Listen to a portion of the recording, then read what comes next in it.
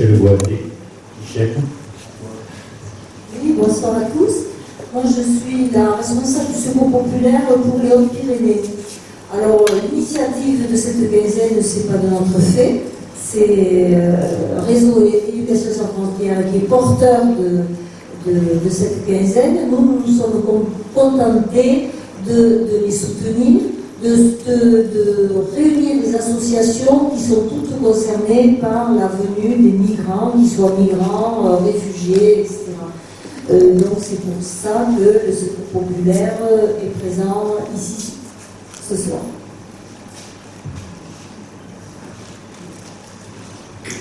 Bien, bonsoir. J'ai l'honneur d'animer cette soirée.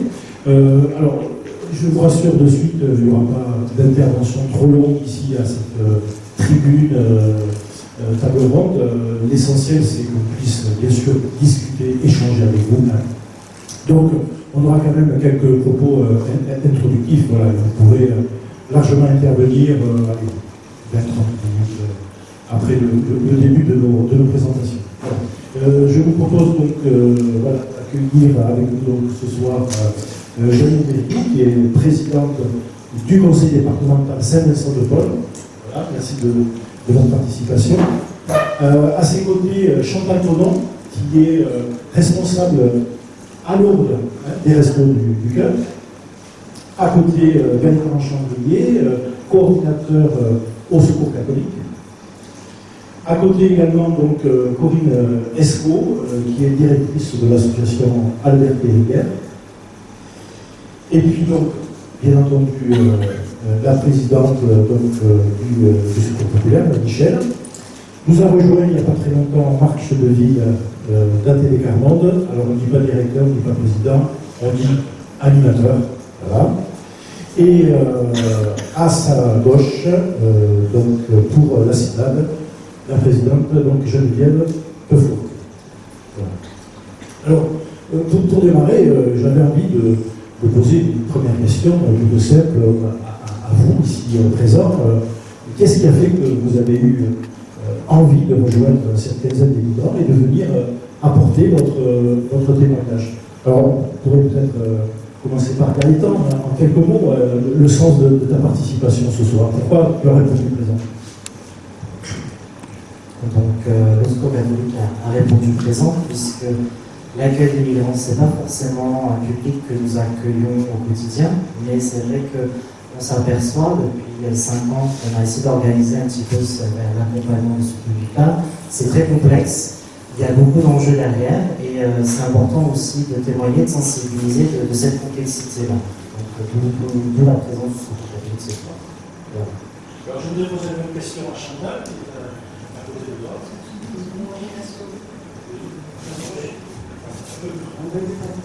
Les restos, donc, nous sommes présents à cette réunion car nous accueillons toutes les personnes, migrantes ou non migrantes, qui sont tous sur le même pied d'égalité.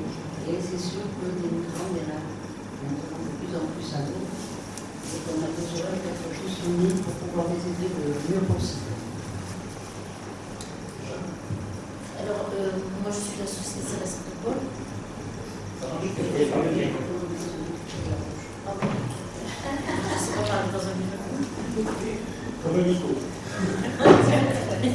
Comme ça? Vous m'entendez? Bon. Donc j'ai un accueil du jour à Gap.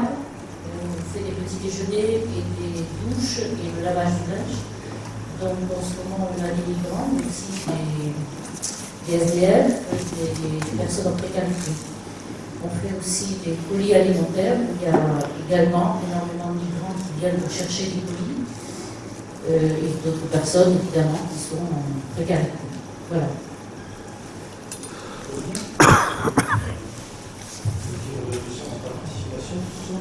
Oui, eh bien, l'accueil effectivement d'une population de migrants a été un problème nouveau pour les CHRS qui effectivement sont centres d'hébergement et de réinsertion sociale qui représentent une centaine de places au département de la Pyrénées et des centres d'hébergement et de réinsertion sociale qui sont missionnés pour accueillir de façon inconditionnelle. Donc historiquement, effectivement, il y a toujours eu des personnes étrangères accueillies sur les CHRS, sauf que cet accueil-là a pris une dimension tellement importante que sur l'été 2013, sur 101 places ouvertes, 98 étaient occupées par des personnes en situation de demande d'asile, quel que soit le niveau d'atteinte de la procédure. Donc effectivement, ça a amené à relancer la notion d'accueil en CHRS, puisque le CHRS est missionné pour faire de la réinsertion sociale et que, de façon tout à fait évidente, quand on n'est pas régularisé, on ne peut pas s'insérer. Donc on a commencé effectivement à discuter les notions d'intégration et j'ai été effectivement sollicitée par le Secours populaire pour représenter l'association ce soir. Il me semble évident, au vu des éléments que vous avez cités, que notre présence pouvait avoir du sens, puisque aujourd'hui, c'est effectivement quelque chose qui a pris une nouvelle place dans notre projet associatif.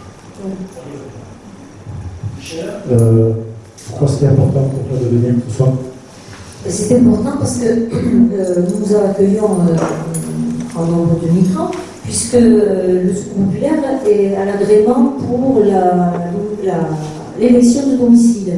Donc nous avons 169 élections de domicile sur table, ce qui représente quand même pas mal de personnes. Parmi eux, il y a 25 familles qui sont sur Lourdes. Et il faut compter, donc toutes ces familles, on les aide aussi, on les aide pas financièrement, puisqu'on n'a pas le moyen de faire des aides financières, mais on les aide sur le plan alimentaire, sur le plan vestimentaire, matériel, et aussi on leur propose aussi des cours de FLE, c'est-à-dire français et langue étrangère. Donc à ces familles s'ajoutent celles qui sont aussi domiciliées au Secours catholique, puisque eux aussi ont l'agrément, et qui viennent chez nous pour demander des aides matérielles. Donc c'est un problème qui nous touche.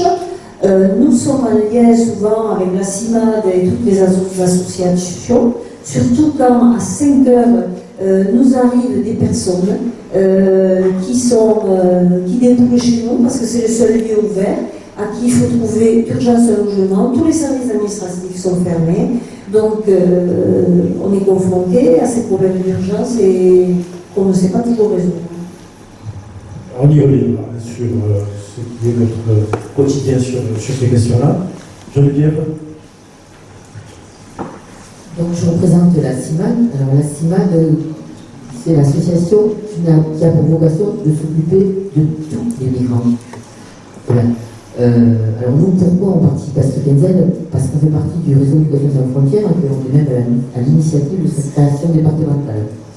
Mais cette quinzaine, elle est là aussi pour sensibiliser tous les citoyens à cette problématique des migrants. Et donc nous nous occupons de l'accueil des primo-arrivants, c'est-à-dire des étrangers qui arrivent en France directement, ceux qui le souhaitent sur Tarbes, pour demander l'asile. Nous nous occupons aussi de tous les étrangers qui ont des problèmes de papier, de titre de séjour ou autres sujets, autres contacts dans les administrations, que ce soit la CPAM, la CAF, d'autres administrations comme ça. Donc nous, on est dans le premier accueil, mais on est aussi dans le suivi du dossier administratif de demandeur d'asile. Et bon, maintenant, j'ai appris que sur Lourdes, ça y est, les 90 places en CADA allaient s'ouvrir. Mais c'est des places quand même qui sont dédiées au niveau national. C'est-à-dire qu'il n'y a pas que des demandeurs d'asile des Hautes-Pyrénées qui seront logés dans les CADA du département. Et donc, nous sommes face depuis au moins 3 ou 4 ans à une situation, c'est que nous suivons ces personnes de plus en plus longtemps. Avant, un demandeur d'asile qui arrivait, il rentrait en CADA assez rapidement. Et, centre d'accueil de demandeurs d'asile. Un lieu d'hébergement dédié aux demandeurs d'asile. Et donc, nos missions étaient l'accueil, mais on n'allait pas, en général, avant l'OFPRA, Office français pour les réfugiés et les apatrides, ils doivent déposer leur dossier. On n'allait pas plus loin. Or, maintenant, les personnes étant hébergées dans des structures qui ne sont pas des CADA, nous les suivons administrativement dans la demande d'asile, pratiquement jusqu'à la CNDA, Cour nationale, la Cour qui sert de recours à la décision de l'OFPRA, la Cour nationale du droit d'asile. Donc on les suit de plus en plus longtemps et c'est de plus en plus lourd. Et nous, effectivement, dans nos missions centrales, c'est cet accueil administratif, puisqu'on n'est pas de forme d'accueil officiel quand même de la préfecture. On a besoin de travailler en partenariat avec toutes les associations parce que nous, on n'assume pas tous les besoins comme les personnes étrangères qui arrivent dans le département. Alors Marc, pour ATD Carmonde, c'est important de venir ce soir. Alors ATD Carmonde, on a été invité par le Secours populaire à la réunion préparatoire. C'est vrai qu'au début, je me suis dit, on n'est pas une association qui intervient de façon importante et massive en direction des réfugiés. Mais bon, je suis quand même venu par solidarité au départ. Et puis, on voit que, alors, ATD Carmonde, l'action, je pourrais peut-être en parler un petit peu plus après si vous le souhaitez, pour développer un peu ce que nous faisons. ATD, ça veut dire agir tous pour la dignité. Et on intervient donc, l'objectif d'ATD Carmonde, c'est d'éradiquer la misère. Vous voyez qu'il y a encore du travail pour un certain temps. C'est un mouvement international et on agit prioritairement, bien sûr, en direction des personnes qui sont dans des situations de misère pour les accompagner et qu'elles retrouvent une dignité. Alors, dans les actions qu'on mène, donc je vais en parler d'une, puisque en préparant, on avait un petit peu discuté là-dessus. On a mis en place, ça c'est quelque chose qui existe avec ATD Carmonde depuis plusieurs décennies. On a mis en place une bibliothèque de rue, on a démarré une bibliothèque de rue dans le quartier Orbeau-Bel-Air. L'objectif, c'est de familiariser avec les livres des jeunes enfants. Et là, la classe d'âge qu'on a choisie, c'était d'intervenir auprès des enfants avant 3 ans, avant l'âge maternel, pour qu'ils commencent à se familiariser avec des livres, puisque on s'est rendu compte, il y a un rapport du Comité économique, social et environnemental qui a été fait récemment et qui identifiait le fait que des enfants arrivent à l'école maternelle avec déjà plus de 1000 heures de lecture, d'histoire racontée, etc., et d'autres avec 0. Donc vous imaginez déjà la marche qu'il y a à franchir pour qu'ils se familiarisent. Alors, pourquoi je dis tout ça? Parce qu'en fait, sur Orbeau-Bel-Air, il y a des familles étrangères. Donc, bien entendu, on accueille et on accueillera très volontiers les enfants de ces familles pour aussi les aider à se familiariser avec les livres, avec les histoires racontées. Et puis, on peut imaginer un certain nombre de développements dans ce domaine-là, parce que certains ont aussi des choses à raconter. Alors, l'obstacle de la langue est important, mais petit à petit, certainement, ils vont évoluer au niveau de la langue, et on peut imaginer des passerelles, un travail interassociatif là-dessus pour aussi favoriser l'émergence d'histoires des pays d'origine. Je ne voulais pas finir ce tour d'horizon sans donner la parole à quelqu'un qui est peut-être celui qui vient, en tout cas 2 personnes qui viennent les plus loin au niveau de l'éloignement géographique, puisque c'est Emmaüs Desra, et avec la présence de Germaine, c'est quoi le Matis, je pense, voilà. Question, pourquoi vous avez tenu à faire autant de distance pour venir à cette quinzaine d'émigrants? Bonsoir tout le monde. La réalité, c'est qu'aujourd'hui, on sait très pertinemment la grosse problématique d'immigrants qu'il y a autant sur le plan européen, sur le plan français, sur le plan européen et sur le plan mondial. D'abord, la question qui est pourquoi il y a autant d'immigrants qui viennent en Europe. Je crois que la vraie question, c'est qu'il y a un système aujourd'hui, un système capitaliste, qui développe de plus en plus de précarité, de plus en plus de violence et qui amène des gens qui quittent les pays pas par envie pour découvrir ou s'installer dans des pays en Europe, comme l'Europe, mais par obligation. Je crois qu'à un moment donné, il est important d'accueillir des gens qui sont dans une situation de précarité, que ce soit autant des gens de chez nous, si on peut parler ainsi, ou des immigrés. Mais en même temps, toutes les actions que l'on peut mener, il faut qu'elles aient une tonalité politique pour remettre en cause un petit peu cette situation que provoque ce système capitaliste, ce système néolibéral, car c'est vraiment dramatique ce qui se vit aujourd'hui dans les 4 coins du monde. C'est vraiment dramatique. Et en même temps, ce qui nous attend aussi, c'est toute cette immigration écologique qui va nous arriver en Europe, c'est comment tous ces gens-là, aujourd'hui, on peut arriver à avoir un équilibre de vie tout à fait normal, tout à fait sain. C'est sûr que nous, au niveau d'Emmaüs Escarpot, comme avec beaucoup de communautés d'Emmaüs en France, nous avons tous les jours, je dis bien tous les jours, des demandes d'accueil. Certes, on ne peut pas accueillir tout le monde, même si nous avons un accueil inconditionnel, mais en même temps, cet accueil inconditionnel, il faut qu'on le maîtrise pour ne pas déséquilibrer le fonctionnement d'une communauté, le fonctionnement du village d'Emmaüs Escarpot. Donc il faut que l'on crée un équilibre. Et que ce soit des célibataires, que ce soit des familles, je répète, c'est tous les jours qu'on est sollicité. Et malheureusement, il y a aussi de plus en plus de gens, sans faire de discrimination, et de plus en plus de gens en France qui se retrouvent dans des situations de précarité, de plus en plus de jeunes. Ça, c'est dramatique. Ce qui est important, c'est de voir comment on peut arriver à créer un équilibre tout en accueillant des immigrants, des migrants. Comment on peut en même temps permettre, puisque pas mal d'immigrants qui viennent à Emmaüs se retrouvent chez nous en lien, bien entendu, sur le plan administratif avec des structures, des associations comme la CIMAD au niveau administratif, mais à un moment donné, ces gens-là qui se retrouvent en France aussi, qui arrivent en France et qui, au bout de 2 ans ou 3 ans, on leur dit vous devez quitter le pays, je dis qu'à un moment donné, ça aussi, c'est pas sérieux de la part d'un État qui veut accueillir et qui refoule les gens des fois au bout de 2 ou 3 ans, et ces gens-là qui se retrouvent intégrés, où les enfants sont totalement intégrés, et qui en même temps, 2 ou 3 ans après, on leur dit quitter le pays. Et donc, de plus en plus de gens se retrouvent aussi dans des situations de clandestinité. Nous, on envoie, je ne vais pas dire où, mais à Emmaüs, nous avons des gens qui sont en situation irrégulière et qui, malheureusement, ne peuvent pas obtenir.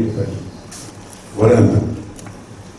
Puisqu'on est ici dans la salle, en 2 mots, Germaine, cet accueil à Emmaüs, quelle forme il prend? Alors, à la fois dans le nombre de personnes que vous pouvez accompagner, et puis quelles sont les problématiques auxquelles vous faites face? La chose qui est, c'est que je dis, on est en lien avec des associations comme la CIMAD, le réseau des délégations sans frontières, et qui, eux, font tout ce qui est démarches administratives. Alors, bien entendu, il y a des liens qu'il peut y avoir des avocats qui prennent les gens qui sollicitent des papiers. Après, nous, au niveau des Escarpot, c'est sûr qu'on est une grosse communauté, puisqu'on est plus de 130 personnes, même 150 personnes. Nous avons des gens, moi, la chose qui est certaine, même si je le dis quand même, je redis, je ne veux pas déséquilibrer le fonctionnement du village de Escarpot, ce qui fait qu'on a aujourd'hui une vingtaine de personnes, 20% de personnes qui sont dans une situation plus ou moins régulière. L'objectif, c'est que quand on accueille quelqu'un chez nous, la personne, elle ne reste pas chez nous pour une durée déterminée. Elle est chez nous pour une durée indéterminée. Ce qui fait qu'il y a des gens qui viennent chez nous, qui viennent avec l'objectif d'avoir leur papier, et qui, à un moment donné, au bout d'1 an ou 2 ans, obtiennent leur papier et quittent le village. Comme d'autres, ne pouvant pas obtenir les papiers, peuvent rester chez nous 1 an, 2 ans, 3 ans, et je dirais même plus. Donc, il n'y a pas de limite pour rester chez nous, mais en même temps, je répète qu'on ne veut pas déséquilibrer le fonctionnement et l'équilibre de la vie du village de Escarpot. Parce qu'autrement, si on disait oui tous les jours, comme c'est dans des communautés, ils se retrouvent avec 80-90% d'étrangers. Et j'ai bien entendu la personne qui parlait du CHRS. À partir du moment qu'on se retrouve avec 90% d'étrangers, on crée un déséquilibre. Et c'est là qu'il ne faut pas qu'on parte dans le côté, on accueille tout le monde, un accueil inconditionnel, au détriment du collectif. Je crois que, voilà. Justement, parlons de cette question, puisque le thème vient les limites que peuvent rencontrer les associations dans cet accueil. Corinne, pour aller plus loin par rapport à ce qu'évoquait Germaine, ces limites, vous les voyez, vous les vivez comment? Je crois qu'il est important de reprendre, avant de rentrer dans le vif du sujet, ce qu'est un CHRS et quels sont ses modes de financement. Ce qui représente fondamentalement une des limites prioritaires, à savoir que les CHRS de Pyrénées sont financés à 95% par les services de l'État. Donc ça veut dire que nous rentrons de fait dans une difficulté de communication et de fonctionnement. La personne passe par les services de l'État. La mission de cette personne est validée par les services de l'État et par les instances inhérente, et à partir de là, on organise effectivement l'arrivée sur le CHRS. Ce qui peut effectivement amener à des paradoxes, comme 98 personnes en situation de demande d'asile sur une structure qui n'est absolument pas habilitée à recevoir autant de personnes en demande d'asile. Donc, chose qui, au fil de l'année, a pu, puisque ça c'était un épisode en août 2013, donc il nous a fallu 6 mois effectivement pour organiser les orientations vers des structures dédiées, comme les CADA, même si tous les demandeurs d'asile à l'époque ne relevaient pas de CADA, c'est aussi un critère à prendre en compte. Quand un demandeur d'asile arrive en CHRS, c'est certes, il n'y a plus de place en CADA, mais c'est qu'également les dispositifs adéquats n'existent pas. Donc, 98 personnes sur un collectif, c'est 3 collectifs, puisque Périgueux c'est 3 collectifs, ça modifie effectivement les organisations, ça modifie les mentalités, le vivre ensemble, tout à fait. Et ça génère des problématiques de nouvelles en CHRS, à savoir que sur cette période-là, qui a duré quelques mois, on s'est retrouvé avec des systèmes communautaires parallèles. Voilà.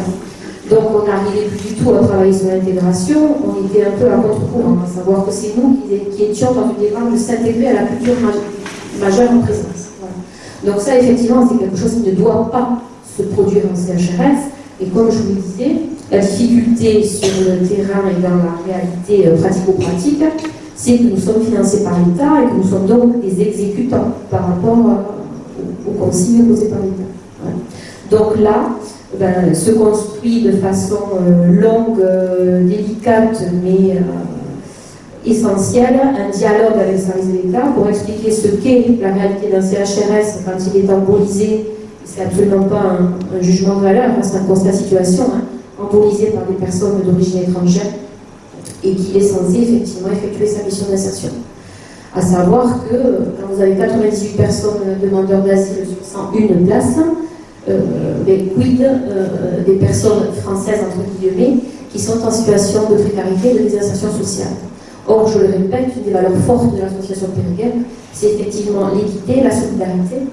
Et à un moment donné, on s'est retrouvé effectivement en porte-à-faux par rapport à ces valeurs essentielles. Voilà. Aujourd'hui, la situation est aléatoire, à savoir que nous sommes descendus sur début 2015 à 30% de personnes en situation de demande d'asile, et que là, du fait de la conjoncture, nous remontons tranquillement mais sûrement, et nous sommes autour de 60%. Donc l'État, effectivement, je pense, a une oreille attentive à nos alertes, mais à un moment donné, faute de place adéquate, le CHRS doit répondre présent. Geneviève, quand vous entendez cette situation, vous avez sans doute des ressources proches, en tout cas dans cette idée de partenariat avec Albert Périgueux. Comment vous avez vécu ce moment? Nous, effectivement, l'hébergement, c'est notre première limite, puisque nous n'hébergeons pas. Et quand les primo-arrivants arrivent à nos permanences, avec leurs bagages, parfois leurs enfants, nous, on fait 115, après c'est des 115, qui dispatchent ces personnes sur les différents lieux d'accueil et d'hébergement. Et donc, effectivement, tous les établissements de Périgueux en font partie. Alors après, nous, quand ils sont hébergés dans des établissements comme Périgueux, dans les établissements comme Périgueux, nous faisons uniquement le suivi administratif. Et Périgueux s'occupe de tout ce qui est social, donc voilà. C'est comme ça que les tâches se partagent. Alors c'est vrai que c'est un peu compliqué, parce que comme quand ils en sont à 98 personnes sur 101, les demandeurs d'asile ont l'impression que leur dossier, eux ils arrivent, ils n'ont pas d'argent, ils n'ont pas de couverture sociale. Le fil qui les a fait avancer, c'est leur demande d'asile. Et à chaque étape de leur demande d'asile, il y a des droits qui s'ouvrent. Et si ces droits, on les ouvre avec du retard, c'est pénalisant pour eux. Alors c'est vrai que je reconnais que parfois on a un petit peu des incompréhensions, mais quand on se pose, effectivement, on dit, vu le travail qu'ils ont, il faut quoi. Voilà. Le Gaëtan, au Secours catholique, deux mots sur les situations que vous rencontrez au quotidien. Donc le Secours catholique a souhaité en particulier accompagner les déboutés de la demande d'asile, donc les migrants à qui a été refusé le statut de réfugié. Donc ça c'est une vraie problématique puisque pour ces populations-là, donc il n'y a aucune aide qui est proposée. Alors, dans le il y a quand même une particularité, le Conseil départemental accorde une aide, l'aide sociale à l'enfance pour les familles, donc quand il y a une présence d'enfants. Mais c'est vrai que pour les personnes âgées ou les personnes seules, voilà, il n'y a rien. Donc quand on dit que les réfugiés ont toutes les aides, donc c'est pas tout. On parle d'immigrants et pas de mélanger tous les statuts. Donc ça c'est un point important à soulever.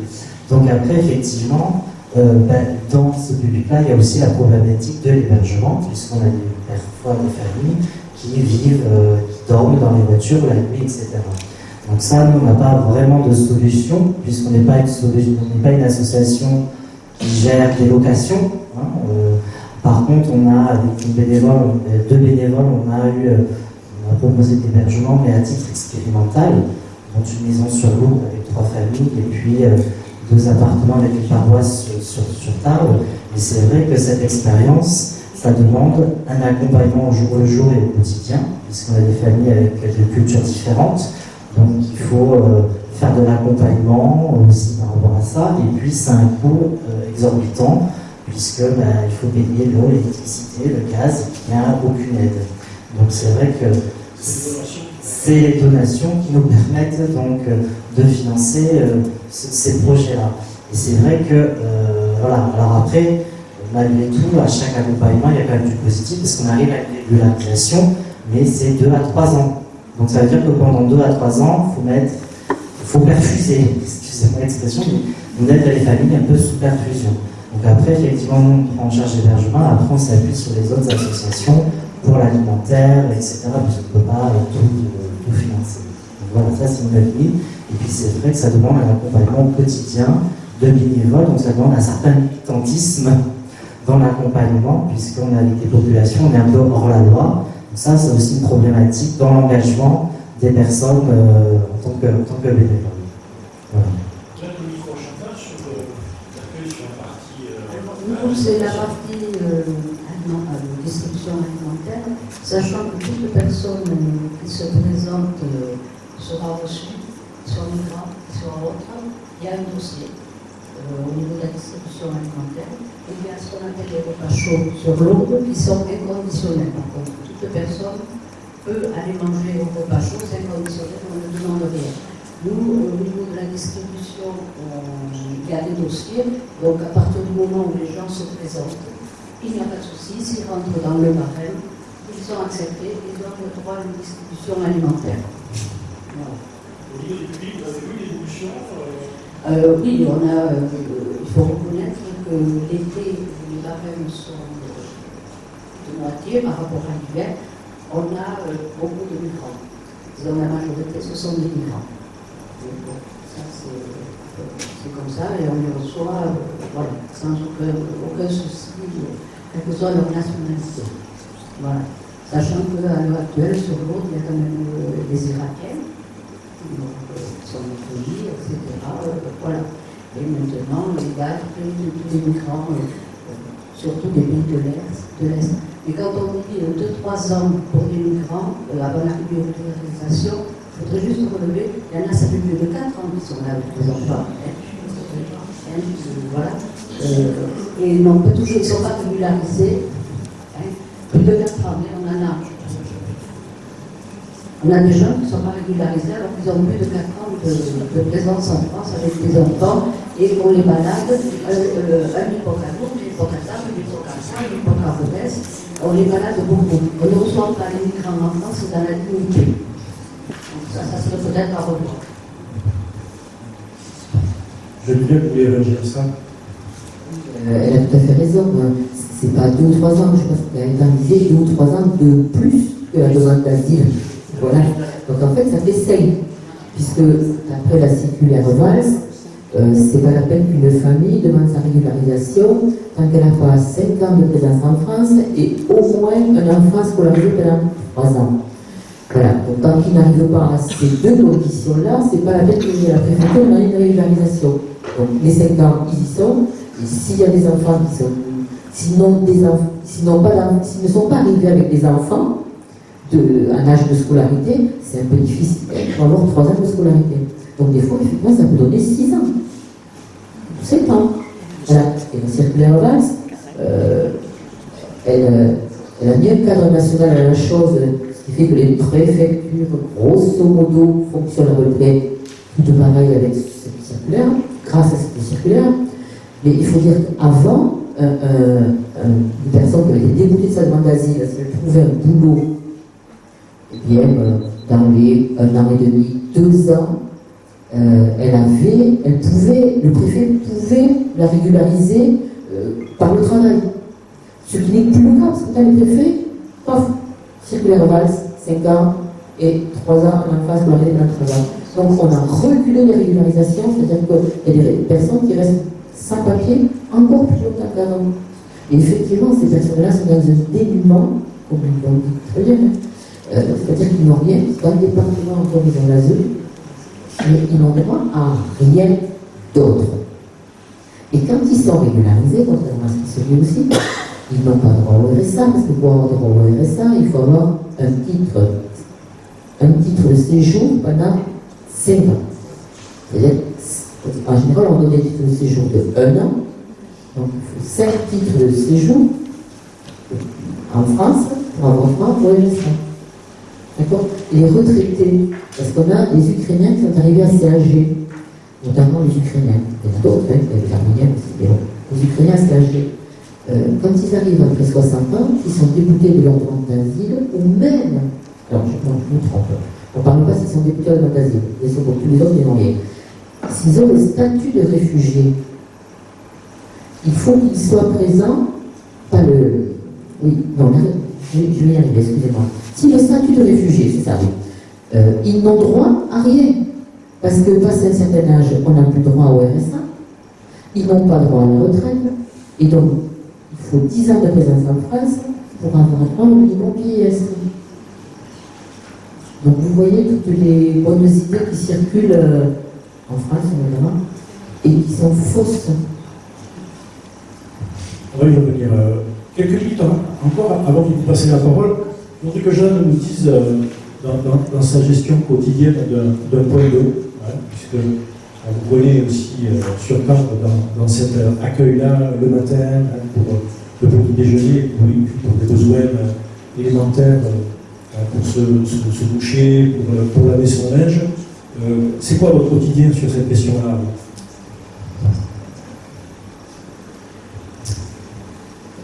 C'est au niveau de la distribution des colis alimentaires que c'est difficile. Pardon. C'est au niveau de la distribution des colis alimentaires que c'est difficile.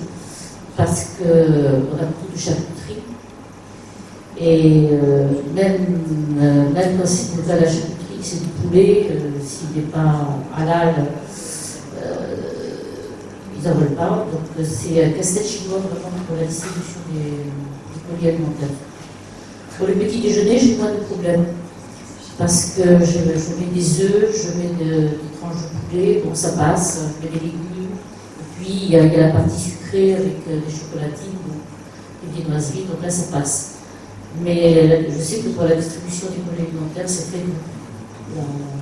Ceux qui font la distribution, ils ont beaucoup. Voilà. Sur la question de l'hygiène, sur la question de l'accès à des services tels que le linge, etc. Oui, pour le linge. Pardon. Pour le linge, oui, ça ne pose pas tellement de problème. C'est des personnes qui sont précarisées et qui viennent laver, qui nous donnent le linge à laver. Il y a des pas tellement de migrants, en fait, quelques-uns, mais c'est surtout des hommes le matin pour le linge. Après, je prends personne d'autre. Ça revient trop cher sinon.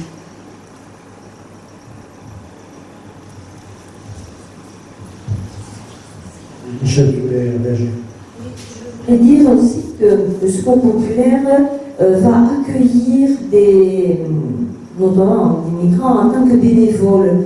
parce que ce sont des gens désœuvrés, qui n'ont pas de droit au travail, qui sont souvent isolés. Et le fait de venir faire du bénévolat chez nous, ça leur permet de retrouver un lien social et de pratiquer la langue aussi.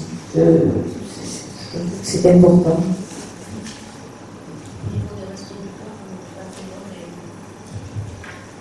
Au niveau des Restos du Cœur, nous accueillons des bénévoles migrants. Ils nous aident dans la livraison, etc. Et depuis quelques années, ce qui leur permet effectivement le lien social et de contact. Deux bénévoles migrants. Et alors, qu'est-ce que ça vous amène là? Pardon? Qu'est-ce que ça amène le fait qu'il soit... Il y en a un que j'ai depuis très longtemps, qui est d'origine de la Mongolie, et qui maintenant est en train de se tirer d'affaire. Ça fait très longtemps que je le suis.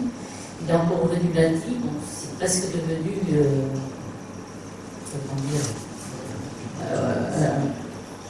l'ami, enfin, avec sa femme et sa petite-fille maintenant. Et puis j'avais une jeune femme qui venait de Kosovo nous aider le mardi. Elle avait des problèmes de santé, donc elle a arrêté.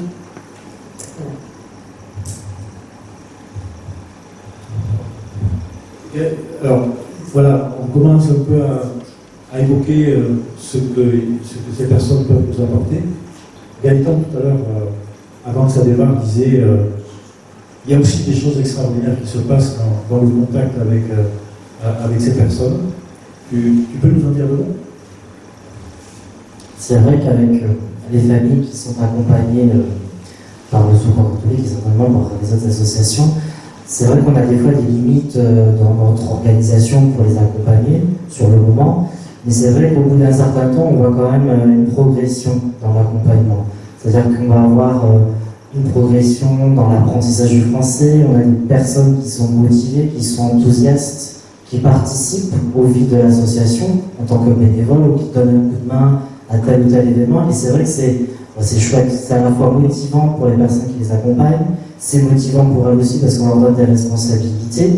Et c'est vrai qu'on a des enfants qui sont les premiers de la classe, donc on s'aperçoit que c'est vrai que sur le moment, des fois c'est pénible, on est fatigué, mais c'est vrai que au bout d'un certain temps, enfin, quand on arrive à l'aboutissement de l'accompagnement, il y a une joie intense et en plus on nous remercie. Et ça c'est extraordinaire. Et ça il faut le dire. C'est vrai qu'on a des limites sur le moment, mais alors après on a des choses extraordinaires qui ont été vécues et qu'il faut savoir raconter aussi. Voilà. On remarque, et je te passerai la parole, des personnes qui ne sont autre chose que des dossiers, que des demandes, que des machins, et qui peuvent être aussi proposants, qui peuvent être participants, qui peuvent aussi apporter leur richesse. C'est quelque chose auquel vous êtes sensible, vous, à t'aider. Oui, bien sûr, hein, on s'aperçoit que des personnes, alors là c'est pas spécialement des migrants dans le public habituel, on va dire, on s'aperçoit que des personnes complètement isolées, qui sortaient plus de chez elles, etc. Avec, au bout d'un certain temps, bien après un accompagnement qui va être au début pour aller avec elles dans des démarches administratives, etc., mais finalement prennent des responsabilités. Ça rejoint un peu ce que vous avez dit sur les personnes qui sont bénévoles dans les associations et puis finalement ont une vie vraiment, enfin, prennent une part conséquente dans la vie de l'association. Voilà, donc ça c'est un encouragement. Alors, évidemment c'est très long, d'autant plus avec des personnes qui étaient complètement isolées et dans la misère. Je pense que dans les migrants, il y a des personnes qui avaient déjà des ressources, une formation, etc. Hein. Donc il y a l'obstacle de la langue, il n'y a pas forcément un isolement énorme au départ, hein, mais bon, ça peut se cumuler aussi. Et moi, ce que je voulais dire aussi par rapport à ça, c'est que je crois qu'il y a une chose qui me paraît très importante, c'est qu'on n'écrase pas la culture des personnes qui arrivent. Et malheureusement, souvent, enfin, je pense que ça doit arriver moins souvent qu'à une époque, mais par exemple, ne serait-ce que pour l'apprentissage de la langue, quelquefois on décourage les parents, quand les enfants sont à l'école et qu'ils ont quelques difficultés, on décourage les parents de parler la langue d'origine avec les enfants.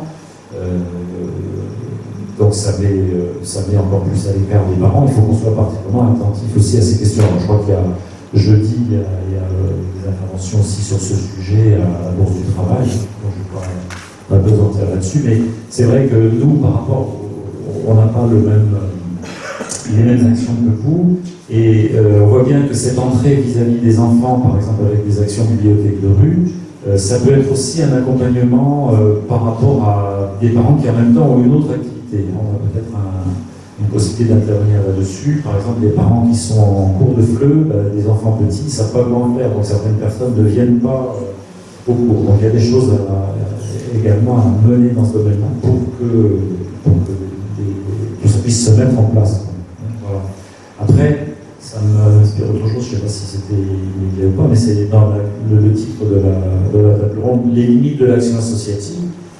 Jusqu'où on va? Alors déjà, évidemment, c'est en fonction de nos forces des uns et des autres. Et après, on peut aussi se poser la question, on va faire bénévolement parce qu'il n'y a pas les moyens pour payer quelqu'un pour accompagner. Bon, ça fait partie des limites. On veut, nous, avancer, donc on ne va pas ne rien faire, mais c'est vrai que c'est une question par rapport aux choix politiques qui sont faits, aux moyens qui sont mis pour réellement faire un accueil de ce nom et dans la durée. Geneviève, je te passe la parole, et puis nous partirons un petit peu dans la salle. Juste deux mots par rapport à ce que disait Gary. Dans l'association, enfin nous, à la CIMAD, on a des satisfactions énormes. Alors c'est vrai aussi que nous, on est très contents quand on a des anciens demandeurs d'asile qui viennent nous aider dans les interprétariats et dans la traduction. C'est comme ça qu'on fonctionne, parce qu'il fallait pomper des traducteurs, il n'y a pas financièrement. Donc on a tous nos traducteurs, nos interprètes sont des anciens qui sont donc bien insérés, qui parlent bien le français, parfois certains qui l'écrivent, parce que parler c'est plus facile que écrire. Et donc là, on est super contents. On en a qui viennent aux permanences pour nous aider. Il y en a qui viennent pour les récits. Pareil, quand il y a un certain quand même qui arrive à avoir le statut de réfugié. Alors là, de toute façon, on est super contents pour eux. Eux, ils ont des reconnaissances, alors comme si nous, on y était pour quelque chose. On n'est rien dans leur histoire tragique, l'histoire tragique qu'ils ont vécue, on n'y est pas pour grand-chose.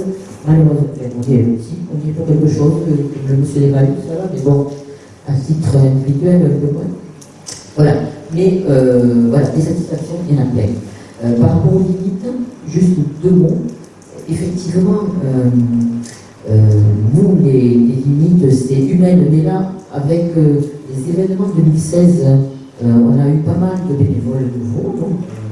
Donc ces limites-là, pour l'instant, on les recule. Par contre, c'est des limites financières, parce que non, le public des migrants, c'est un public complètement démuni. Et donc, toute une démarche pour leur demander à l'administration, elles sont payantes. Se déplacer à la préfecture de Toulouse, l'équiper au transport. Voilà.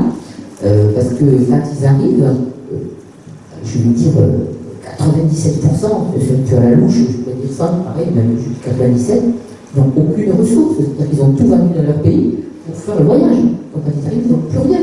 Et puis tout à l'heure, vous parliez de certains niveaux culturels, professionnels. Alors effectivement, il y en a certains qui ont des professions, ingénieurs, docteurs, cadres, informaticiens, dans leur pays. Mais en France, le diplôme, il n'a aucune reconnaissance. Donc c'est des gens qui sont obligés de se réinvestir dans des travaux manuels, la plupart du temps, pour les femmes d'aider la personne. Et je vous promets que psychologiquement, alors il y a l'exil, il y a la déclassification. Alors c'est vrai que ces personnes avec un niveau culturel et social élevé dans leur pays, ils investissent un peu différemment dans la scolarisation de leurs enfants, donc là, on voit un peu une différence. Mais c'est vraiment très dur pour eux. Deux petites notes optimistes sur la question de ce qu'on a à gagner dans l'accueil des migrants. Le 31 janvier prochain, le maire de Saint-Étienne de Belgorod organise une grande fête interculturelle dans son village avec 50 migrants qui viennent d'arriver il y a 2 mois, qui sont très bien dans le village. Ils reçoivent des visites très régulières des gens du village qui sont installés dans le VVF de Saint-Étienne de Belgorod. une dame a offert son violon à un migrant qui est un virtuose du violon et qui va être auditionné dans quelques jours par le conservatoire pour peut-être intégrer le conservatoire au regard de son talent. Voilà. Donc il y a une petite chaîne de solidarité qui se crée autour de ce violon. Et voilà, je suis en train de réaliser un film un peu sur cet accueil en Pays Basque de ces camps de migrants, où ben voilà, ça se passe bien. Il y a aussi des gens qui interpellent violemment le maire en disant il y a quand même d'autres habitants à s'occuper avant de s'occuper de ces personnes, mais ils tiennent bon. Et c'est aussi un village qui a accueilli il y a quelques années 200 Kosovars pour un petit village. Et il y a aujourd'hui des familles kosovars qui sont installées à Saint-Étienne de Bégory, en place des villages. Et ça se passe très bien. Si vous avez des questions à poser, c'est le moment. Crise de l'hébergement de l'été 2013. Puisque donc il se trouve que moi je fais partie du réseau Éducation sans frontières et que j'ai eu l'occasion à cette époque-là de participer à une audience auprès du service de l'État, la direction départementale de la cohésion sociale et des populations, qui gérait ça. Et on a été amené à leur dire qu'ils étaient en train, effectivement, gérant au jour le jour, finalement, la question de l'hébergement avec les moyens du bord, de créer une opposition entre pauvres, entre les pauvres français et les pauvres migrants. Et derrière, il y avait quand même la carence, on peut le dire, à mon avis, c'est une limite très importante qui reste encore aujourd'hui de l'action de l'État en termes de structure d'hébergement d'urgence. Il n'y a pas, on le sait, ça fait des années qu'on le dit, en France, le parc suffisant,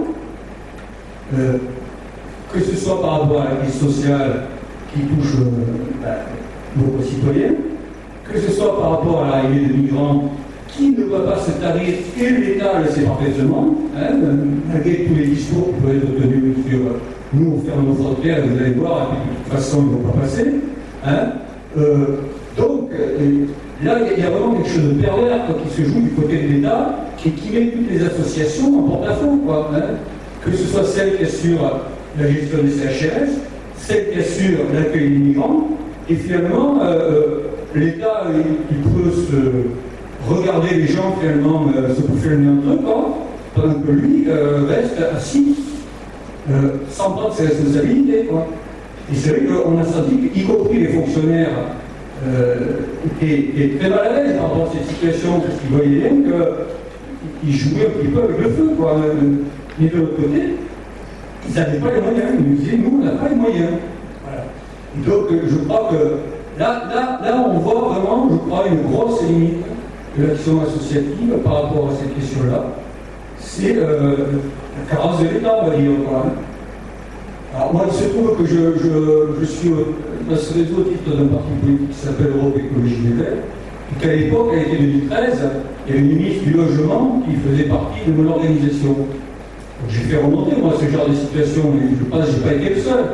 Mais vous avez vu ce qui s'est passé au printemps 2014. Et d'ailleurs, cette ministre-là, elle a quitté le gouvernement, mais c'est sans doute pas pour rien. D'autres réactions?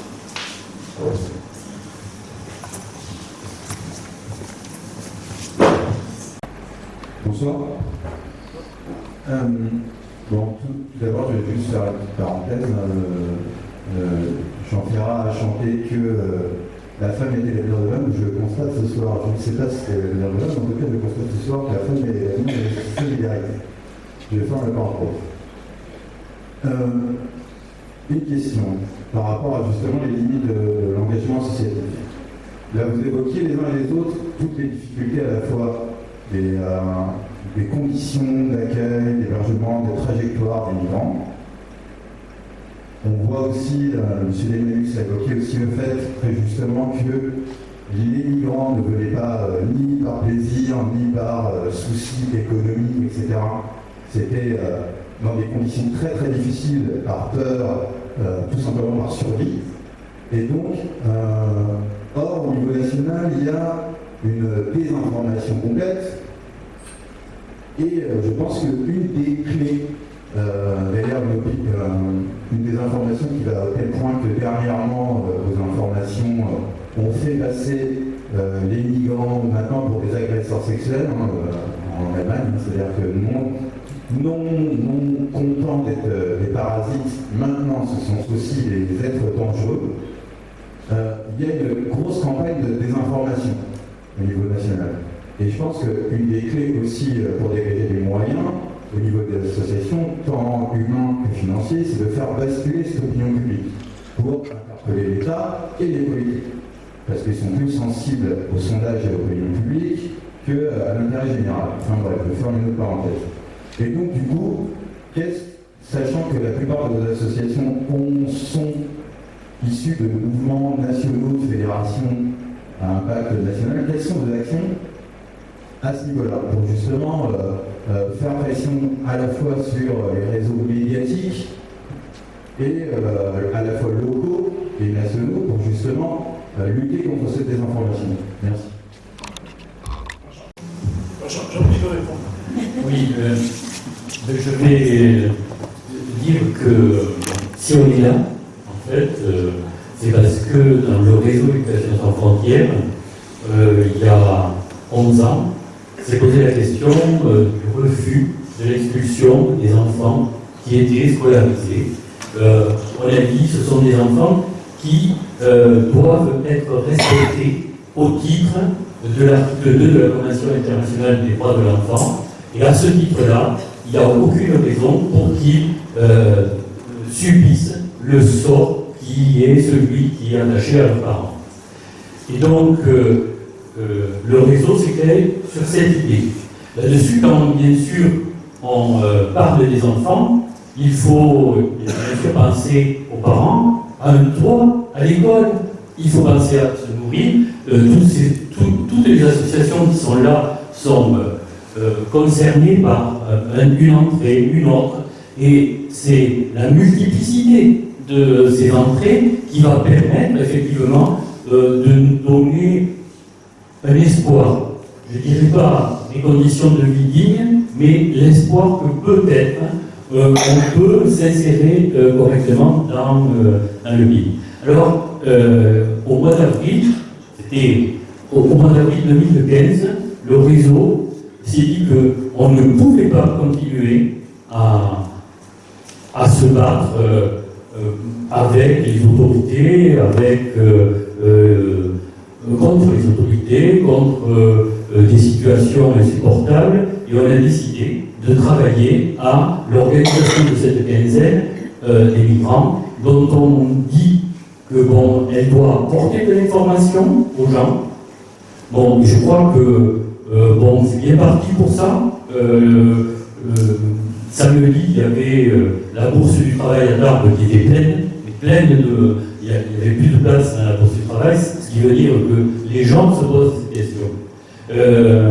Hier soir, avec Anissé Leport, sur une question qui était difficile, le droit d'asile et la citoyenneté, il y avait plus de 100 personnes qui étaient présentes dans la salle. Aujourd'hui, ici, il y a des associations qui ont répondu à cette idée que, peut-être on pourrait essayer de se questionner par rapport à ce qu'on fait. Donc, ça, c'est aussi des engagements qui viennent s'inscrire dans la quinzaine et qui vont peut-être permettre que ça change. Et demain, ce sera sur le fleu, sur la souffrance des jeunes migrants. Je ne vais pas reprendre tout le programme, mais après-demain, ça sera sur la question du français langue étrangère. Et puis, à la fin du samedi, ça sera sur la politique et les partis politiques. Et la semaine prochaine, alors pour répondre plus précisément, on a demandé aux représentants nationaux de la CIMAD, du GISTI, de la Ligue des droits de l'homme, de Micro-Europe, du réseau Éducation sans frontières et du CLIC, toulousain qui s'occupe particulièrement des problèmes quand les migrants sont enfermés dans les centres de rétention, celui de Toulouse, de Cordoue-Bavère en particulier, de venir débattre sur cette question. Mais qu'est-ce qu'on peut bien faire pour que ça change? Voilà. Donc, on essaie de mettre en place des choses. On vous invite d'ailleurs tous à venir nous rejoindre parce qu'on a besoin de force. Parce que je peux vous dire que là, il y a des militants du réseau qui se sont donnés en fond pendant quelques mois, mais demain, après la quinzaine des migrants, ça continue. Et donc, il nous faut des forces, il faut que cette quinzaine donne envie à des gens de venir nous rejoindre. Et on se réunit tous les lundis à 18h à Tarbes, à l'ancienne école Jules Ferry. Voilà, donc vous êtes les bienvenus, on a besoin de force, pardon, et je rends la parole à tous. Je ne sais pas si j'ai vraiment répondu à ta question. Oui, en partie, oui. Oui, on va continuer à essayer de répondre à cette question, parce que Corinne, sous l'angle de la citoyenneté, voulait rajouter quelque chose. Oui, alors j'ai pas de grandes ambitions nationales. Par contre, moi, ça fait 23 ans que je choisis régulièrement des publics qui sont promotés, puisque j'ai travaillé 20 ans en psychiatrie. Donc faire accepter le patient psychiatrique auprès du citoyen lambda, c'est très difficile. Après, à un moment donné, je suis partie de l'handicap, le handicapé fait peur, c'est comme ça. Le citoyen, de toute façon, a peur par principe, par essence même, donc il a besoin d'être rassuré. En 1998, je me suis ralliée à la loi contre l'exclusion, donc j'ai choisi de travailler auprès des exclus. En 2013, je reviens sur le CHRS avec une population encore une fois convoquée. Donc j'ai envie de dire, faire accepter l'autre, c'est un combat de tout instant, quelle que soit l'étiquette qu'on donne à l'autre. Donc aujourd'hui, effectivement, le combat du CHRS, c'est certes démystifier le client, entre guillemets, CHRS, et aujourd'hui démystifier la personne étrangère. Donc on part toujours sur des actions très humbles en ce qui concerne le CHRS et les équipes. Donc on a choisi à un moment donné d'aller rencontrer l'autre au travers de rencontres sportives sur le territoire. Alors on a échangé avec les équipes de l'hôpital de Tarbes, on a fait un match de foot. Puis après, on fait toujours un petit pot sympa pour expliquer qui on est, d'où on vient. Et c'est là qu'effectivement, les questions, elles arrivent. Ah, mais vous êtes un demandeur d'asile, mais ah bon, vous me comprenez, vous parlez français. Et on démystifie, il y a l'échange qui se fait. On a choisi aussi, quelquefois, tout simplement de partager un repas. Et c'est un repas exotique, entre guillemets, et on fait la fête. Et on échange, on communique. Mais l'idée phare, à chaque fois sur le territoire, c'est d'aller à la rencontre de l'autre. Puisque l'autre a peur d'aller nous rencontrer, ben on y va.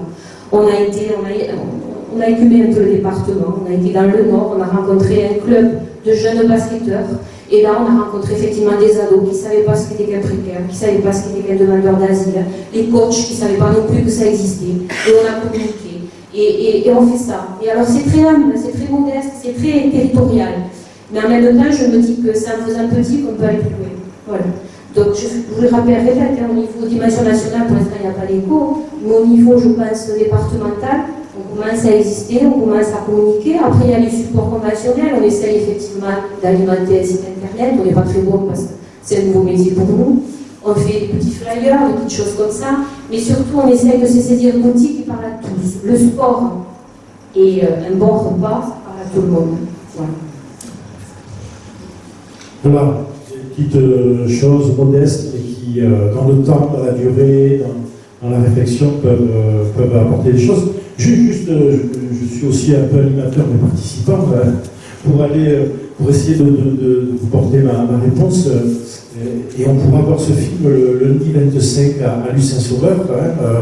C'est un film que j'ai réalisé il y a 4 ou 5 ans avec une association qui accueille les réfugiés, sur une question toute simple, c'est l'accueil de l'étranger dans la cité. Vous voyez. Et donc on est allé un peu dans la démarche à la rencontre des gens dans la rue comme ça, avec un dispositif un peu particulier qui est une boîte à images, type photomaton où on interviewe des gens, filmés. Et il y a 50-60 personnes qui ont accepté, des enfants, des personnes âgées, des demandeurs d'asile, des gens régularisés, etc., qui ont accepté de répondre à cette question, y a-t-il intérêt à accueillir l'étranger dans la cité? Voilà. qu'est-ce que ça recouvre comme réalité et comme intérêt, voilà, pour, dans l'altérité que d'avoir des personnes d'origine culturelle et des histoires de vie différentes, etc. Et j'ai été stupéfait de voir comment toutes les personnes disent c'est essentiel d'avoir ces dispositions-là d'accueil de l'autre. Voilà. Ils le disent avec beaucoup de sincérité, beaucoup de franchise, avec tous une histoire à raconter de l'intérêt qu'a pour lui, à un moment donné, d'avoir côtoyé des étrangers. Voilà. Dans le lot, il y a des personnes qui votent Front National, j'en suis sûr. Mais en même temps, c'est les premiers à aller à l'étage supérieur quand la dame machin leur dit de venir manger ceci, de manger cela. Ça a permis aussi de rencontrer ces contradictions-là. Vous voyez, comment on peut être aussi dans un discours et en même temps à l'épreuve de la réalité, et bien finalement à accorder beaucoup d'importance dans la rencontre avec l'autre. Il y a plein de situations comme ça qui nous ont été décrites par les gens, et moi je trouvais très rassurant, et on peut être très optimiste aussi sur la capacité qu'ont les gens de pouvoir dire l'importance de l'autre, l'importance de l'étranger, etc. Voilà. Je vous invite à venir lundi prochain à la Maison de la Vallée. Oui, je crois que la question qui a été posée, c'est celle du sens. C'est quel sens on donne à toute cette aide qui est partagée par de multiples associations qui se sont engagées depuis des années autour de cette population, mais aussi le sens qu'on peut donner à toute cette lutte sur la précarité, sur le vivre ensemble. Voilà, donc c'est important, effectivement, cette question-là, de se la reposer. Alors, moi je crois la réponse n'est pas unique. Elle n'a certainement pas compris l'idéal. Le maillage de ces associations, le partenariat qui s'instaure entre toutes les associations, et le fait qu'on ne reste pas dans une idée. Le risque, c'est qu'on s'installe dans ce fonctionnement-là. Or, je pense que les associations qui ont répondu présentes dans cette soirée-là et d'autres continuent aussi ce combat auprès des autorités et auprès du public. Donc ça se fait, peut-être pas employer la bonne image vers le haut et vers le bas, mais on ne sait pas trop où est le haut et le bas dans ces cas-là. Donc je pense qu'il faut continuer à se battre dans ce sens. Monsieur Cadoni parlait de militantisme.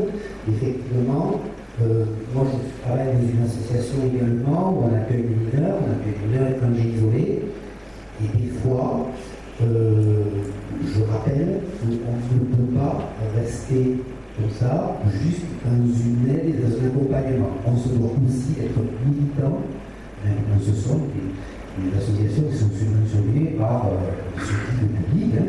On se doit aussi d'aller titiller ces ordonnateurs. Voilà. Et ne pas s'oublier là-dedans, c'est-à-dire on n'est pas seulement porteur d'aide, on est aussi porteur de constat, on est porteur d'idées pour continuer à combattre. Donc, je pense que c'est tout ce travail-là qu'il faut continuer à faire et auprès des publics et des autorités. N'oublions pas de nos autorités, je juste finis, beaucoup de ceux qui sont à la tête aujourd'hui de notre gouvernement, à un moment donné, se sont mobilisés pour la défense des réfugiés, pour la défense des sans-papiers. Il fut un temps. Voilà, il faut aussi leur rappeler qu'il fut un temps où ils tenaient ce discours-là. Voilà.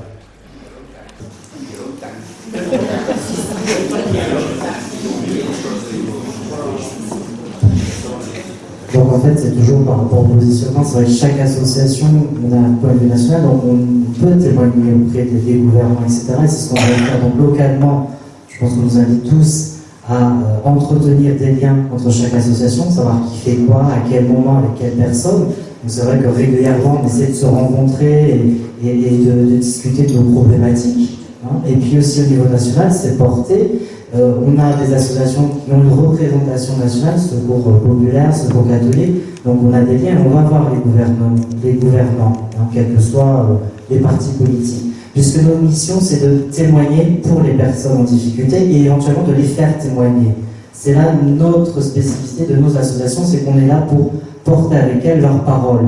Et c'est vrai qu'au mois de décembre, il y a Médecins du Monde et Secours catholique qui ont travaillé ensemble pour qu'à Calais, les gens puissent avoir accès à une douche de manière quotidienne et aller aux toilettes au moins une fois par semaine. Donc ça veut dire que pour garantir la dignité des personnes, on est obligé d'assigner en justice l'État pour que les gens aillent aux toilettes et prendre une douche. Donc c'est aussi parce que c'est en les accompagnant régulièrement au quotidien qu'on arrive à déterminer ses besoins. Et après, on est obligé d'assigner l'État pour que l'État puisse prendre un petit peu ses dispositions pour garantir la dignité humaine de la personne.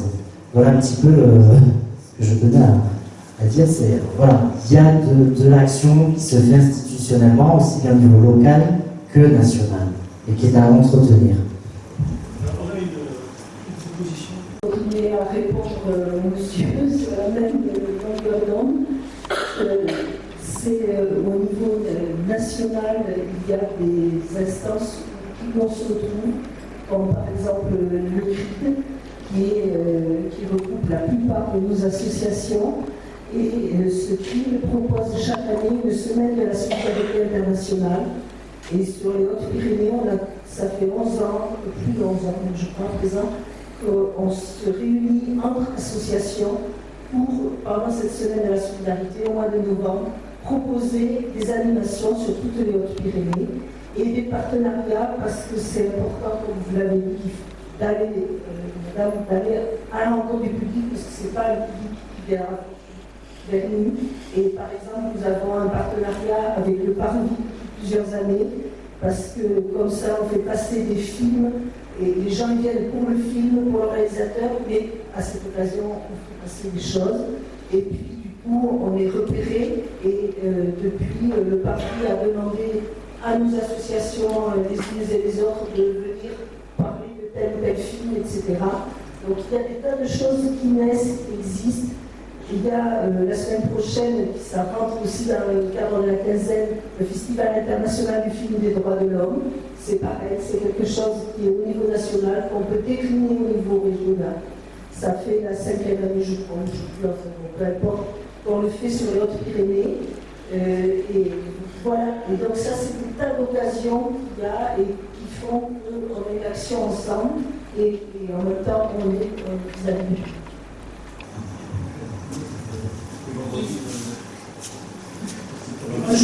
Je voulais juste compléter l'inventaire qui a été fait sur le compte des associations qui des demandeurs d'asile par le biais de l'apprentissage du français, puisque je travaille, je suis employée par l'association Forum, avec la prévention de la vie de Lourdes. Et je voulais rappeler que ça quand même, ça existe, que c'est souvent un petit peu laborieux, c'est peu d'heures, c'est bon, il faut absolument maintenir ça. Hein, Décrivez-nous un peu ce que vous faites. J'apprends le français 2 fois par semaine pour des personnes migrantes. Et ce qui est quand même intéressant, c'est que là, nous travaillons en partenariat avec l'autre organisme de formation qui est Portes Ouvertes, qui ne prennent que les personnes qui sont dans le titre de séjour, qui sont balancées. Et donc, on a quand même réussi sur le département et sur Lourdes à mettre en place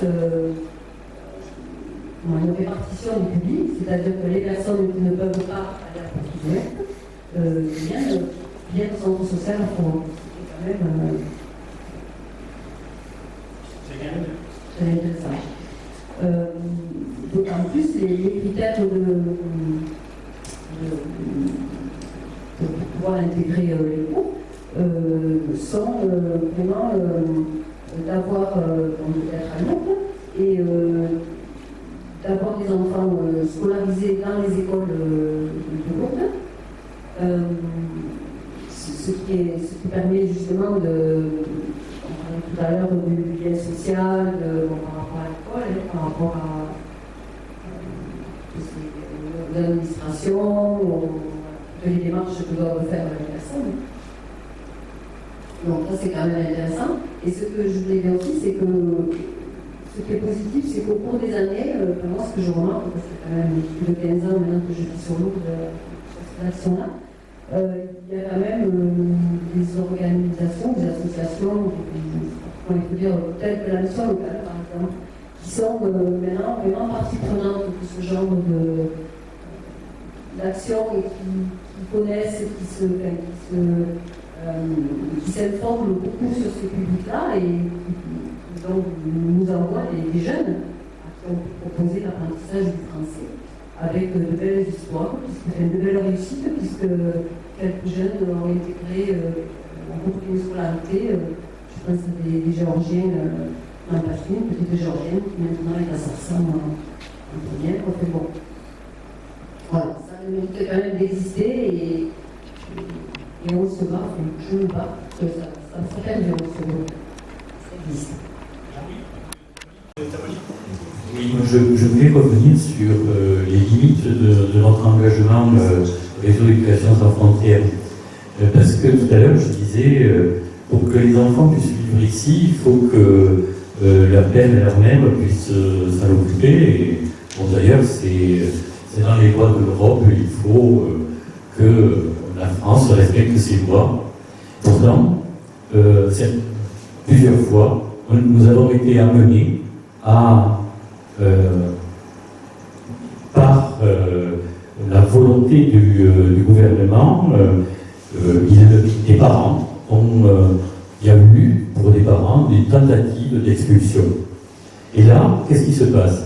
Il y a un père qui est enfermé au centre de rétention administrative de Cornbarieux, et puis un jour, on essaie de le prendre de force, de le mettre de force dans un avion, et puis de le renvoyer dans son pays en laissant sa femme, ses enfants ici.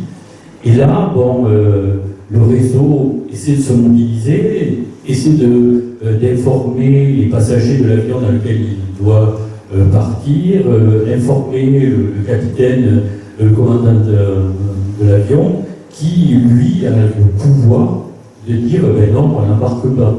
Et ça, si vous voulez, bon, ça nous amène très rapidement à nos limites, parce que bon, on a beau manifester pour empêcher que quelqu'un soit embarqué et avec une police qui est souvent violente, qui les attache, les ligote, les bâillonne pour qu'ils ne crient pas dans l'avion, on est en situation des fois un peu d'impuissance. Ce sont nos limites à nous, c'est-à-dire qu'on peut exprimer de la solidarité, on peut exprimer de la compréhension, on peut essayer de changer le regard des autres sur ces migrants qui ne sont pas là pour leur plaisir, qui ont dû fuir la guerre, la mafia, la corruption, les problèmes écologiques, ainsi de suite. Il arrive un moment où on est confronté à des situations insupportables. Et là, en tant que citoyen, il faut arriver à rassembler le plus de monde, et c'est pas facile. Et la mobilisation citoyenne, elle ne peut pas se faire du jour au lendemain. Il faut que ce soit préparé. Il faut que les enfants qui sont dans les lycées aujourd'hui regardent les enfants de migrants comme des enfants et non pas comme des enfants de migrants.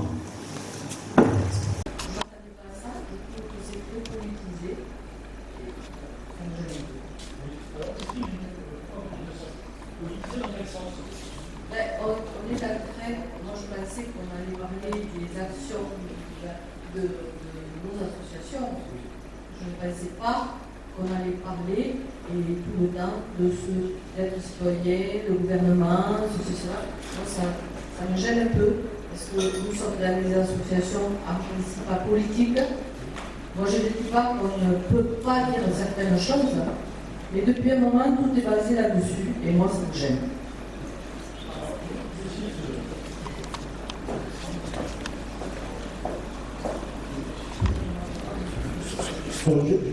Je vais essayer de vous dire ce que je pense. Je vous remercie de dire déjà ce que vous avez dit, c'est bien, de pouvoir l'exprimer. Alors, le monde associatif que vous avez en face de vous, il ne vit pas hors sol, dans le sens où il est implantés dans des territoires, et comme ça a été dit tout à l'heure, la marge de manœuvre, les missions, les limites de leur mission, elles sont aussi très liées à des directives, à des missions qui sont aussi confiées par l'État. Un CHRS, par exemple, il a une mission qui lui est confiée et des financements qui lui sont confiés par l'État.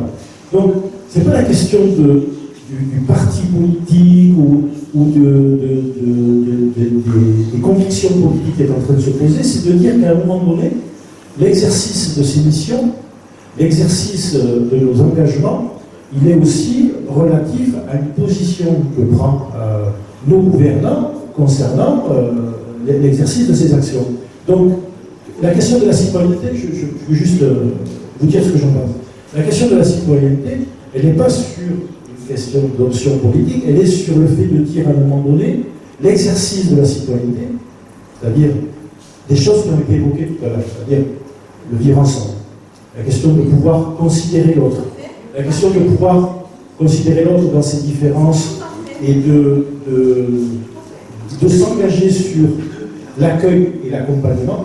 Alors, à la fois au regard des missions, mais à la fois au regard d'une considération que l'on a en tant que simple citoyen sur le fait que nous sommes face à des situations et comment chacun est interpellé par ces situations-là. Parce que moi, je connais des gens, et des jeunes en particulier, qui ne suspectent pas du tout ce type d'enjeu-là. C'est-à-dire qu'ils passent indifféremment à côté des personnes sans connaître leur situation. Vous en connaissez aussi sans doute. Hein. C'est-à-dire je n'ai jamais été amené à comprendre et à rencontrer cette situation. Vous n'avez pas compris ce que j'ai dit. Si, j'ai compris, madame. Une association, moi, on doit être, enfin la nôtre, moi je suis populaire, en état politique. On peut être aussi, on peut, et on doit être l'union de l'État. Mais c'est tout. Eh bien, c'est pas ce que j'ai. Ce qui a quand même été exprimé jusqu'à présent. Non, c'est pas ce que j'ai ressenti. Alors je me suis exprimée parce que, voilà, parce que je ne pas comme ça. D'accord, Michel. Je voulais dire, pour reprendre ce qu'a dit Paulette, que le rôle des associations et le rôle du Secours populaire, quand on dit aiguillon des pouvoirs publics, ça veut dire qu'on va porter au niveau, toutes les associations, on porte au niveau des instances, qu'elles soient administratives, politiques, etc. C'est à nous de faire remonter les difficultés qu'on rencontre. Et ça, c'est le rôle de toutes les associations. On est d'accord. C'est éminemment politique. C'était peut-être dans la formulation, quand vous l'avez formulé, moi je l'ai ressenti comme ça. Il y a peut-être Bon, moi, je crois que chacun est libre de sa parole ici. Moi, ce que je voulais dire, c'est qu'au niveau des associations, un certain nombre d'associations qui sont ici, évidemment, il y a une action quotidienne et il y a les choses qu'on remarque et il y a ce qui ne marche pas pour faire évoluer les choses. Quand on voit des problèmes liés à l'insuffisance d'hébergement, à des personnes qui restent dans des situations misérables pendant longtemps, au problème d'accès à l'école. Donc nos associations, elles sont en particulier représentées, par exemple, au Conseil économique, social et environnemental, que je citais tout à l'heure par rapport à, justement, ce rapport de l'école de la réussite pour tous, qui est un outil, qui est un rapport de proposition, quel que soit qui est élaboré, quelle que soit la couleur du gouvernement. Si vous voulez, c'est pas une question de droite, de gauche ou autre. Les associations réfléchissent constatent des choses et font des propositions, force de proposition pour faire évoluer l'action politique et pour faire évoluer les lois et pour faire en sorte que les choses aillent un peu mieux et qu'on ait des moyens différents et que les personnes aient plus accès à l'école, à l'hébergement, à des choses comme ça. Hein, au droit. Juste moi, je crois qu'effectivement, tout ce qui est là, ce que vous défendez en plus, voilà, moi j'ai une vision de la politique qui est extrêmement digne. Hein. Moi je suis, voilà, la politique, c'est ce qui gère la cité et c'est ce qui gère le vivre ensemble. Donc, moi j'ai beaucoup de respect pour les gens qui font de la politique. Hein. Alors effectivement, après ça a été dévoyé, je suis désolé, mais je suis homme politique, parce que je suis simplement un citoyen. Voilà, c'est comme ça que je me situe dans la politique. Mon engagement au niveau du réseau d'éducation sans frontières, il est lié à des valeurs qui sont les miennes, qui sont celles de l'organisme que je représente également dans le réseau d'éducation sans frontières, dans lequel il y a des partis politiques, dans lequel il y a des associations et dans lequel il y a des citoyens de toute obédience politique et religieuse. Donc effectivement, c'est comme ça que le réseau s'est constitué et c'est la force de ce réseau-là.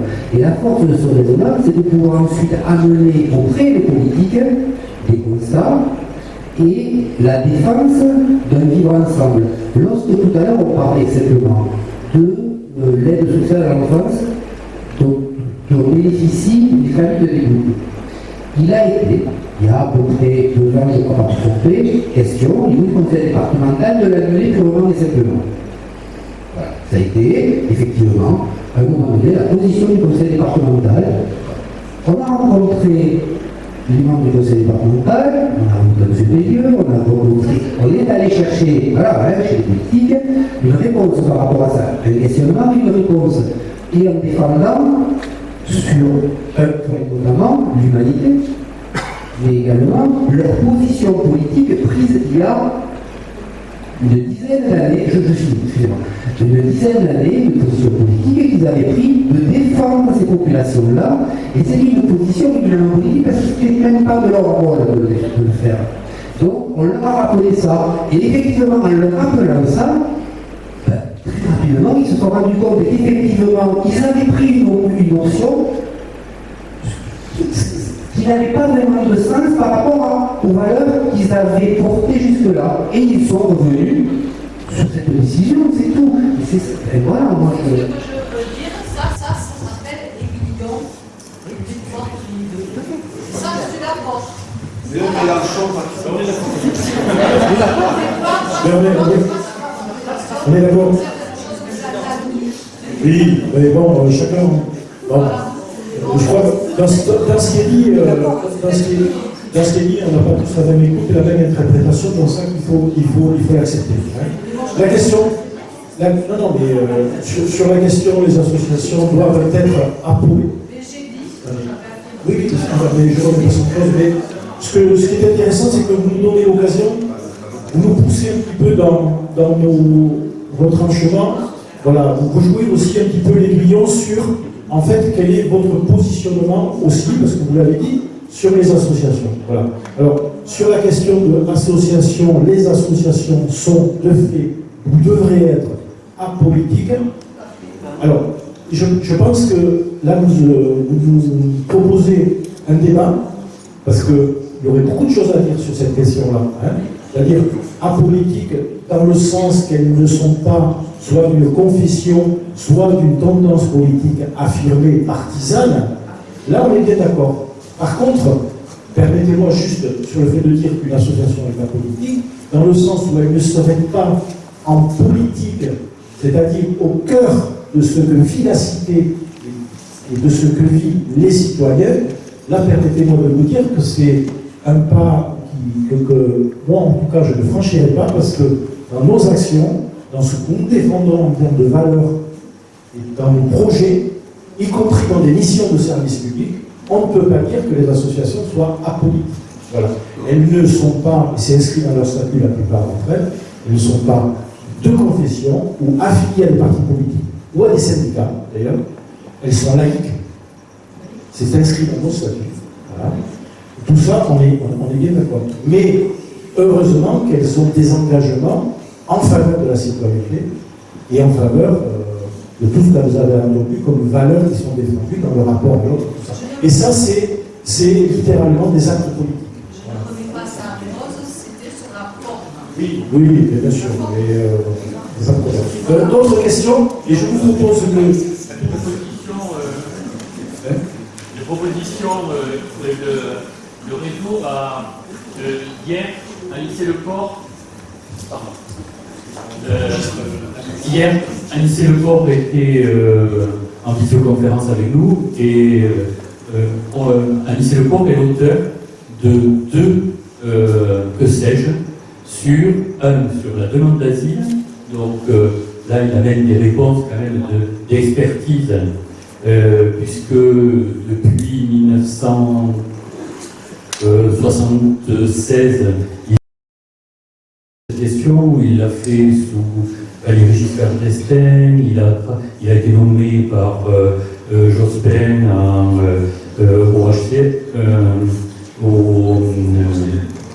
au Conseil d'intégration. Il a démissionné quand Pasqua a intégré les lois, a créé les lois sur la nationalité. Il a été nommé juge à la Cour nationale du droit d'asile. Il est aujourd'hui au Conseil d'État, c'est-à-dire qu'il gère quand même les administrations.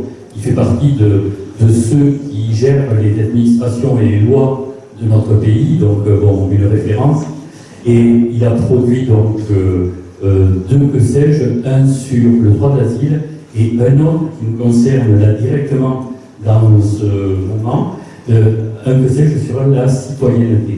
Et je vous invite à l'acheter, on ne fait pas vraiment de bénéfice dessus, donc n'hésitez pas à le lire parce que c'est un autre regard, d'un homme expert, savant, etc. Oui, je voulais aussi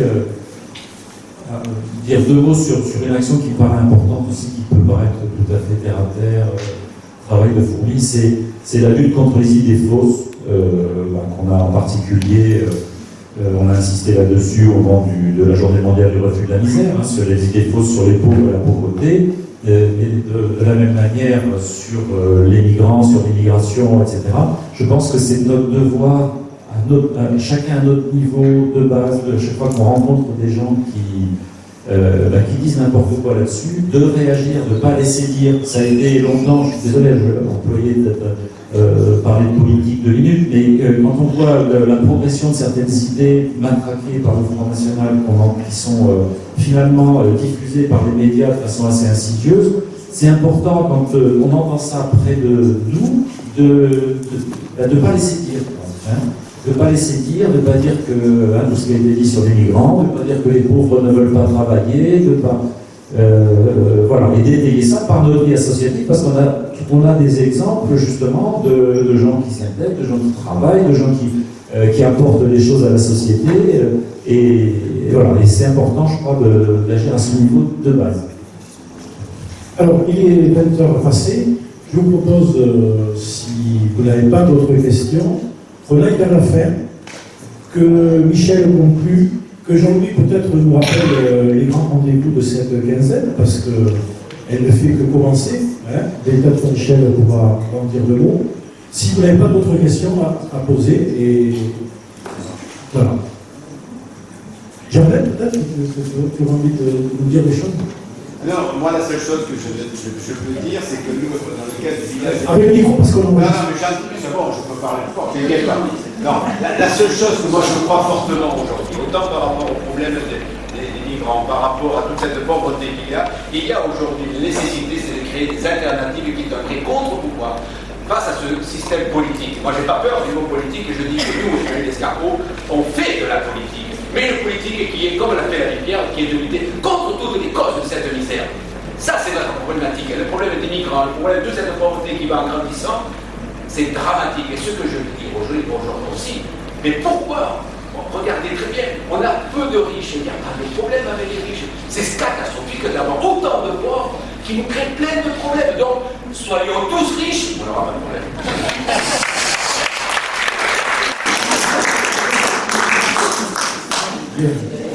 Les riches que celui qui économise, c'est ça le problème. Non, mais il faut quand même savoir qu'il y a 80 milliardaires qui ont la fortune de 3 milliards 500 000 habitants. C'est inacceptable. Allez, un cri de révolte. Un des slogans de la Stimane, c'est « Il n'y a pas d'étrangers sur cette terre » aussi. Michel, allez, alors, des conclusions, c'est peut-être beaucoup, mais en tout cas, le mot de la fin. Alors, vraiment, je voudrais vous remercier de votre participation et remercier Réseau Éducation sans frontières de cette merveilleuse initiative qu'est la quinzaine des migrants, parce que on s'est rencontrés en amont, on se rencontre encore, on échange. Ça a permis aux associations, parce que souvent on a le nez dans les guidons, ça a permis de s'identifier, de se connaître, de discuter. On se rend compte qu'on est tous dans la même ligne, c'est-à-dire lutter contre l'exclusion, lutter contre les injustices. Donc, je dis que c'est une bonne aventure et que c'est extrêmement positif. Voilà. Merci aux associations qui sont venues, les bénévoles, les professionnels. Merci beaucoup Germaine de votre présence. Vous venez de l'ESCAR. On était ravis de vous avoir parmi nous. Et puis merci à vous tous et à vous toutes qui êtes venus ce soir.